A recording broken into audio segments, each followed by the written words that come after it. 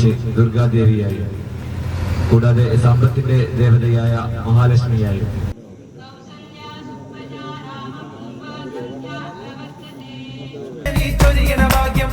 കുട്ടുമില്ല കുടവുമില്ല, നെഞ്ചിൽ തുടിക്കും ഇടയ്ക്കയിലെ സംഗീതം പഞ്ചാബി പോൽ ജ്വലിക്കുന്നു.